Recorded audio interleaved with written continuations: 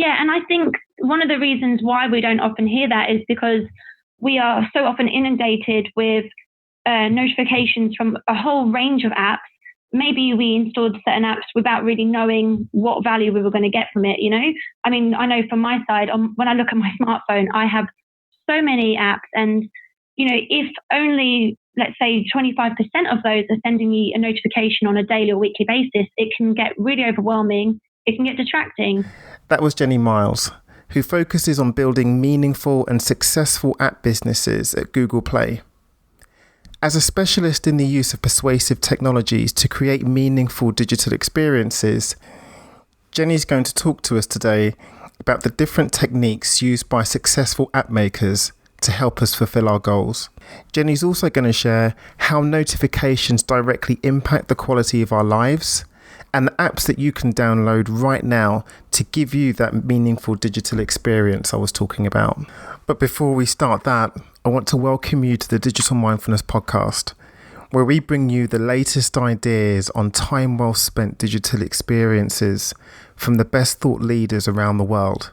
Stay with us to find out more about the ways you can enhance the quality of your digitized life by checking out our archive at digitalmindfulness.net, where we explore how technological shifts like digital wellness, addictive technologies, artificial intelligence, and much more can influence and, most importantly, enhance your digitized life.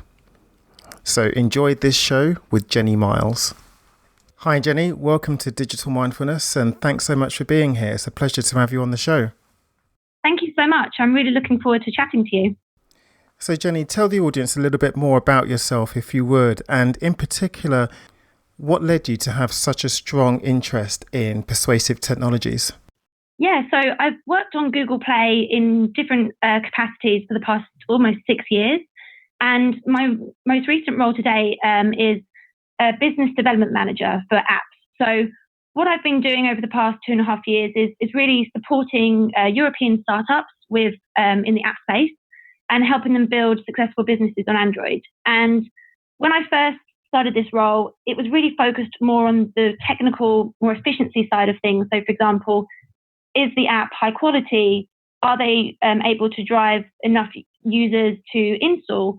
And then as I was having more and more of these conversations with the partners that I work with, the topic of app engagement and of how to actually design, really engaging experiences kept coming up.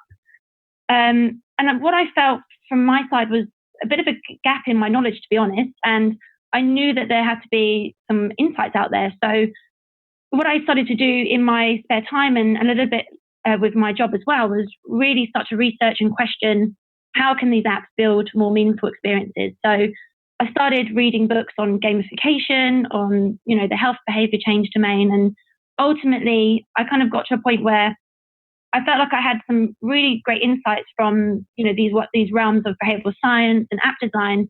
And I just began building out content, whether that's published on Medium or, in our developer events, and just trying to share some best practices. So, yeah, I'm quite lucky. I get to work with some of the top startups here in Europe, and I get to hear firsthand how they're really trying to drive app engagement in a meaningful way. To me, it's really interesting that you've used the term meaningful to describe the types of experiences that you want people to have when they use apps from Google Play. And this is something I really want to come back to, because I imagine that having a meaningful experience means something different to different apps and of course, as you go across different genres. But I want to start first with persuasive technology. What is that exactly, and why is it so important? Yeah, so I think of persuasive technology in the context of those types of products that are really trying to purposefully influence your behavior in some way. And when I say purposefully, I'm talking about how can they persuade you to reach a goal of your own choosing. Now, that being said, that there are technology is going to persuade you and create different behaviors that maybe are intended or unintentional. But for the context that I think about it, it's really in the context of app design and how, taking the best of behavioral science and motivational psychology, how we can actually use all that information to bridge our intention behavior gap. And when I think about persuasive technology, when I started researching this field, I initially thought it was really all about how do we motivate people? How do we boost motivation and get them to engage in some form? But the more that I've really started to discover this topic, the more I realized actually it's not just about that motivational piece. I know you've had on BJ Fogg before from Stanford University, and for example, when I learned about his behavioral model and how it's actually a combination of, for example, someone's ability. So, for example, how simple is an action to do? Are the right triggers in place? What kind of cues are present? And then the motivation piece is just one aspect of that. So when I think about persuasive technology, it's really about getting the right combination of those three elements in specific contexts to influence our behavior in some way. I think the role of motivation that you were talking about just then is a really interesting point, because when people do have goals that they want to achieve, whether it's running a marathon or losing some weight or whatever, if people for some reason don't reach that goal, they would say that they weren't very motivated after they started. But I think it's fascinating the role that you see that technology has to help people achieve the goals that they have, and that actually motivation on its own is a very small part of a larger puzzle. Exactly. It's just one element that can obviously lead to the behavior that you want to happen actually happening. I recently started a master's in behavioral science at the LSE, and I had my first 2 weeks of tuition, recently. And one of the key takeaways that I really learned on that course as well was this idea of present bias. So, all of us, we act in the moment in different ways, and we might not necessarily be thinking about whether that actually aligns with our long-term goals. And so I feel like with apps and with persuasive technology, it can just prompt us in some form to help us act in those ways that really make sure we don't miss out on those bigger, more meaningful rewards. And just to kind of go on from that present bias you were talking about, would you say that plays a large part in having a meaningful app experience? I would say so. I mean, for me, I work mostly with self-improvement space. So all of the work I'm doing is how can I help these goal-oriented apps? They're all trying to help people, I guess, take real-life actions that lead to long-term behavior change. And, I think we've already chatted a bit about before that idea of that intention behavior gap as well. So I can talk a little bit as well about some of those techniques that I've seen apps use to really drive more meaningful experiences in that sort of domain. So I would say, Jenny, that everyone listening to this podcast now has at least one self-improvement app or health and well-being app. So I wonder if you can tell us just the kind of techniques that these yoga apps or running apps would use to help us achieve the goals that we set for ourselves.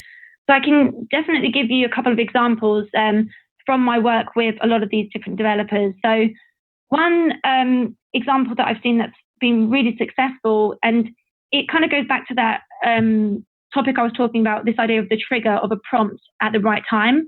And so you may have heard of the company Neura, and they're actually a company that provides artificial intelligence as a service to businesses such as app developers.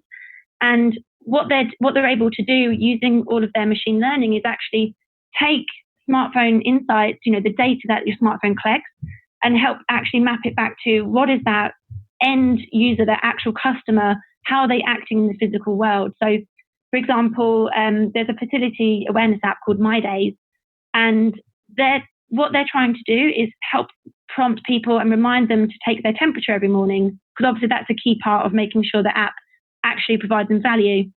And with Neura, what they're able to do is really predict when is that optimal time, leveraging all this data to prompt someone to take their temperature. And what's really, really cool about that is that they found that by using this AI service, they were able to get 60% of people who received that prompt to actually go ahead and take their temperature. And when they had just, your more generic prompt, the kind of push notification that I guess we all might see every day where it's not very tailored to us, only 6% of women then actually took action and took their temperature at that time. So again, it goes back to the idea of timing, and, we all know what we want to do, but sometimes life gets in the way and we might forget. I know everything you've just mentioned is just one example, but I think it's really important that we have these stories, these success stories of the times when technology really fulfills its promise of helping people fulfill their life goals, goals that they wouldn't have otherwise achieved. And while there are very, very serious issues and challenges that the technology industry has to face with regards to privacy, attention, and everything else that's kind of going on that's newsworthy at the moment, these success stories really remind us of just what we're working towards. Yeah, and I think one of the reasons why we don't often hear that is because we are so often inundated with notifications from a whole range of apps. Maybe we installed certain apps without really knowing what value we were going to get from it, you know? I mean, I know from my side, when I look at my smartphone, I have so many apps, and, you know, if only, let's say, 25% of those are sending me a notification on a daily or weekly basis, it can get really overwhelming. It can get distracting. And so I think one of the key things here that I'm seeing and that I really feel is a problem, and this probably, you know, bleeds into the discourse that we see in the media, is we feel a bit like we've lost control in a way. And, you know, with notifications, it's if they don't offer you that ability to customize, for example, let's say they're always sending you notifications about something you don't care about, the only thing you can do is basically, you know, unsubscribe from all of the notifications, even if, let's say, sometimes they could actually provide you something meaningful. And so at the moment, I think without that level of customization and control, you know, you're going to feel powerless sometimes. And I'm more than happy as well to talk about some of the best practices that I've seen from my side with other, you know, best practices for notifications that helps. Yeah, I think that would be absolutely fantastic to have some real world examples of companies that are doing this well, because I can only speak for myself, but I think that feeling of being out of control with my devices, a lot of that would come from notifications. And as you mentioned, the all or nothing option that I have to turn everything off or to have everything come into my phone, that can more often than not lead to a great source of annoyance for me. So I think for people listening, it would be great to hear examples of best practice and also people that aren't doing it so well. Yeah, so I can give a couple of examples. You know, I talked before about Neura and really taking that idea of context and that data and actually, you know, prompting you at the right time.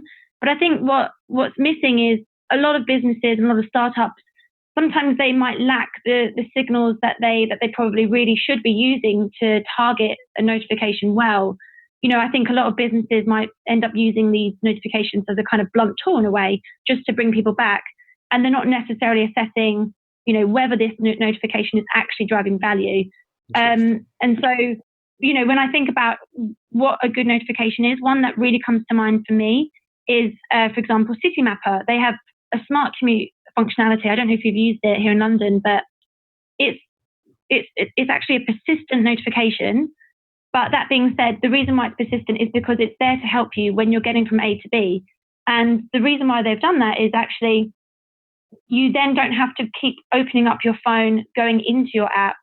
And do you see what I mean? It's almost like an extension of their product itself. The notification itself is providing value rather than just being used as a blunt tool to say, hey, come back into our app. And another example that really comes to mind, you may have heard of Busuu, the language learning app. So they have actually tried to make sure that their notifications question their users, asking them, do you remember what, you know, this specific word means? And so the notification itself isn't just a generic, hey, come back to our app. It's actually saying, it's asking a question to help you remember, a word that you're learning as part of your actual experience with the app itself. So I think one of the other issues is that sometimes with notifications, maybe there's a bit of a disconnect between which team in a company is in charge of notifications, and sometimes the product team aren't always, as fully aligned with them.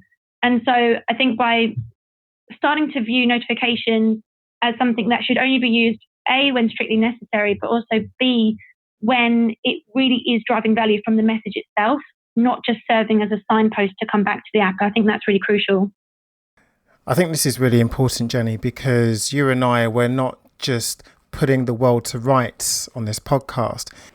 If someone has a bad experience with an app, then it's incredibly easy for them to uninstall the app or even go somewhere to a different platform, which doesn't make sense for anyone involved. For the person, they have a negative experience, and for the developer who's put so much time and effort in to create this app, then they lose a customer.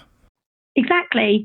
And I think as well, for the app developers that I work with, I'd love to talk a bit about how they're really starting to restructure in terms of their business model as well. So over the past 2 to 3 years, what I've really seen across Google Play and all of the developers that we work with is they're all starting to adopt a subscription business model as their primary form of revenue. And what's exciting about that is they have to ensure that they're providing true value and that they're really continuing to serve the interests of their user base. Because obviously with a subscription, people are paying for a long-term service. And if you're not getting an experience that is benefiting you, you're just going to cancel your subscription and uninstall. So, I think this discourse of apps that are perhaps using notifications and trying to get your attention in quite a blunt and, quite a crap rate, honestly, when you think about it. I think it's just because they haven't necessarily always had first of all, the data that they need to really create a good tailored notification to you as an individual. But I think as well now that they're starting to realize, for example, if their opt-out rates are decreasing, then they know that they have to change their product. And I think it's a really good thing, especially with subscriptions, that, their core business mission now is to drive continued value over time. And that, of course, will change how they think about their product going forward.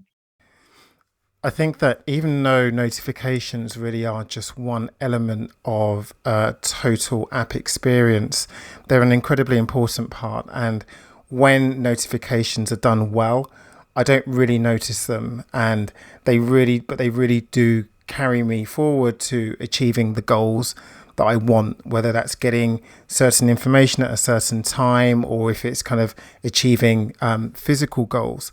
But one of the key things that you mentioned just now was data. And it seems that there's a trade-off between having that meaningful experience and people giving more information to developers within the app so that they can have that experience. So I'm wondering, Jenny, what has the feedback been from people, from your customers, when they know that they've got to give up that information in order to have a meaningful experience? I think it really depends on the type of app we're talking about. And if you're thinking about the kind of data that you're providing, it doesn't necessarily have to be data that the user is kind of opting in and sharing about themselves.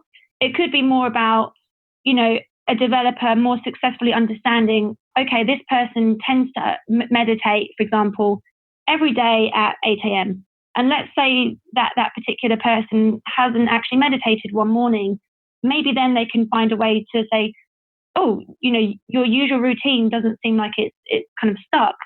And maybe that could be a way of prompting. And so I guess what I'm trying to say here is if an app can take more insights about your routines and your behaviors and just kind of prompt you at the right time to remind you of something, then that's a good thing. But I think in terms of sharing data more generally, with Google Play, we recently commissioned a consumer research report on app engagement. So we studied and got some insights from, different types of users from all over different countries. So from the UK to Japan to the US.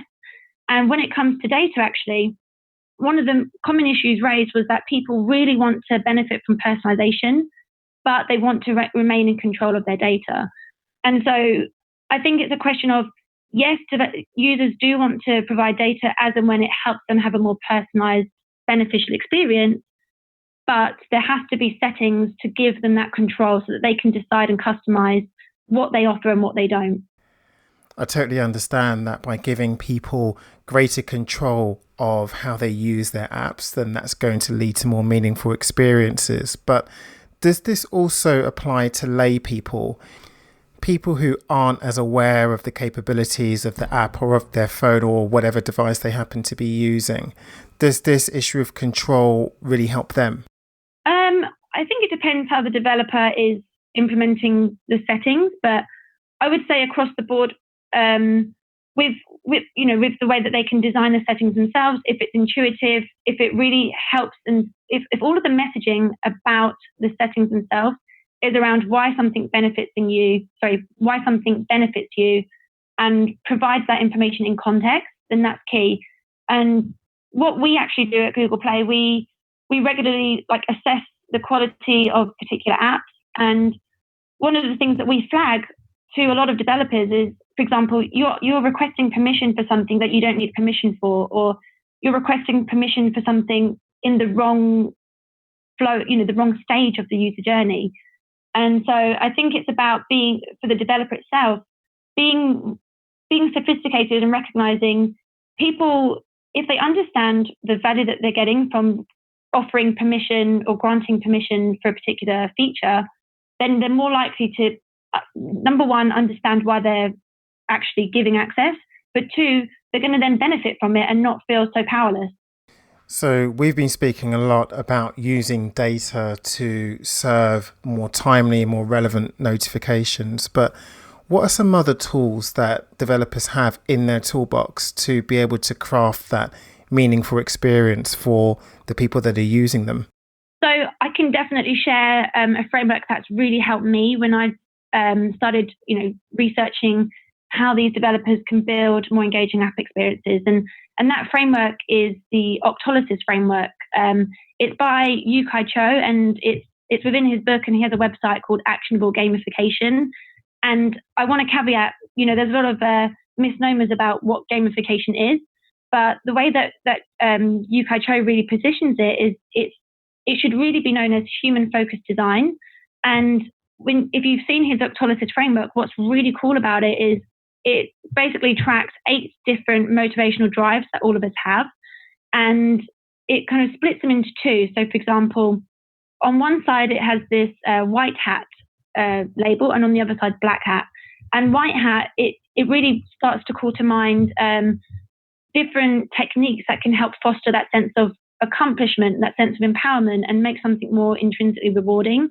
So that is definitely one framework that I think developers can start to use to almost act as a litmus test to see, is this particular user flow giving the end user a sense of accomplishment? Is it providing some feeling of mastery and purpose? And I think on the flip side, when I just mentioned just now this idea of black hat techniques as well, and this is where it gets really interesting, and it goes back to a lot of what we've been reading about in the press, because black hat techniques tend to rely on this motivational power of scarcity, of unpredictability, of fear of missing out. And actually, a lot of the different techniques that you might hear about in the press that everyone's concerned about, for example, let's say if there's a streak mechanic where you feel like you have to keep using the app every day because you don't want to lose the progress that you've made. What I think is really interesting is that those same techniques that can potentially be, suboptimal in some contexts can actually be really powerful when used to help people reach goals of their own choosing. So if you think about these black hat techniques that I've just referenced, you may have heard of the website Stick. And what they actually do is they motivate you to carry out actions to achieve your goals through this, this threat of monetary loss. So you kind of pledge, if I don't run 10K by next week, for example, then you will charge me £100. Let's say, that kind of reliance on that fear of loss, that loss aversion, can be really powerful to actually get someone to take action. And again, it's all about going back to that idea of taking an action that they want to take, but sometimes maybe due to present bias or due to, just being human, they might fail to do otherwise. I definitely think so. So, Jenny, I'm really interested to know where you see the future of meaningful app experiences, and not just in terms of design, but also I'm thinking in terms of new technological interfaces that are slowly being introduced to us. So things like voice, where we actually don't need our thumbs to type things in. We're just using a different part of our bodies. With all of this change that we're experiencing and all of the time that we spend with digital devices, where do you see the future of meaningful app experiences? Yeah, so I've been thinking about this a lot recently, and I also agree. I foresee a world where, especially if we're talking about apps to begin with, I feel like it's a real continuation of trying to be more aware of the user's context. So I'm personally really excited by technologies like Google Awareness API. So, for example, it can really help developers tailor experiences based on what the user's doing. So, for example, if they're running, if they're walking, if it's sunny outside, how can they take that information and help provide a more, tailored experience? But I think beyond apps, and regardless of the factors that future technology is going to take, I think there's a real movement for it to work with us and not to feel so separate from us. And that really reminds me of a quote by Amber Case, who's the author of Calm Technology. And I love this quote so much. And she says, "We limit ourselves if we think of technology as separate from us." And what I love about this is it gets to the crux of technology has been built by humans. And we all know, especially from some of the work I've been doing in behavioral science and learning about the foundational concepts of that, humans, we're not necessarily Homo economicus, we're not necessarily rational. But if we can take the best of what we achieve as humans and, strip our design processes make our design processes aware of the biases that we may bring and really think about the unintended consequences of the design that we're, producing, I think that will ultimately mean technology is going to serve us better as we go forward. I think you're right, Jenny. And for all of the examples where technology has caused harm to people or it's been designed deliberately in a way to encourage negative outcomes, I think as digital professionals, we've constantly got to be having that discussion with our teams, with ourselves, in terms of what are the negative or what are the unintended consequences that arise from what I've created. Yeah, and I like what you were just saying then about feedback as well, because as it stands, it's very difficult for some developers to understand how their app is influencing people. If they're not doing a robust, let's say, for example, quantitative research or actually studying people who are using their products and soliciting feedback from them, they're not going to know to improve. And so what I'm especially excited about is as these developers continue to, improve their products, continue to try and deliver a really meaningful service for people, if they can take on board and, really have this robust understanding of how people are either benefiting from their products or maybe being influenced by it, that can only be a good thing for us. And I think going beyond that as well, we talk a lot about screen time. We talk a lot about, time spent in app, but there's so much more to evaluating the impact of an app. And I know you've had on board on your podcast previously, Dorian Peters, and I was speaking to her and her colleague, Raphael Colbo recently. And I know that they're working on this really amazing framework called Met UX. And it's really about what kind of empirical measures as a developer can you start to apply, not just for when someone's actually using your app, but how does it influence their overall well-being, for example? So I think that is where the future is going to go, where an app doesn't just have to rely on how many MAUs or, they're MAU'd out. I think that's where the future is going to go, where developers don't just have to look at, quite, to be honest with you, vanity metrics such as DAU MAU ratios, but instead be able to evaluate in a more empirical way the influence of their app across different spheres of influence. So Jenny, my penultimate question for you is, what features would you say are your personal favourites from across the thousands and thousands of apps that you work with every single day? Yeah, so I wouldn't say it's a specific feature, but I definitely think it's a trait that I'm seeing emerging more and more, especially in the health and well-being domain. And that trait is really understanding where that user, that person is on their path of behavior change. So one partner that I work with, Lifesum, they really wanted to understand why people would succeed in some form of behavior change and why others wouldn't, why they would fail to change behavior. And so they got all this amazing research about their customer base. And from that, what they were able to see is so many people arrive at the same app at very different stages of their journey to, living a healthier life. And what that means is for this app, it's really about providing almost like a different app to different people. And so I think when I think about the top features of a particular product, it's more about, are they servicing the right features to the right person? And as an example, some of the things that they did were they were able to tailor their onboarding emails. So if they knew that someone was maybe not necessarily ready for behavior change, they could be a bit more, welcoming and not necessarily go straight into, here's how to completely change your overall diet, but more about, here's an easy tracker for you to take charge of your vegetables, for example. That was one way that they did it. And another example is they took all of this really amazing data, and then they started to target, for example, their health test to those people who maybe were at an earlier stage of readiness for change, and really understand how they could prepare to be healthier in the future.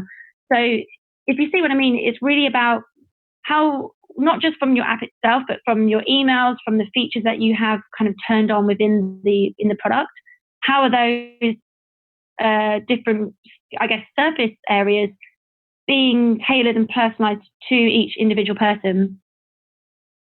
I think the reason why I like this so much is that I think perhaps I would say in the past, I've always viewed health and well-being apps, particularly from the perspective of, the more I use the app it's better for the developer, right? They get more engagement basically.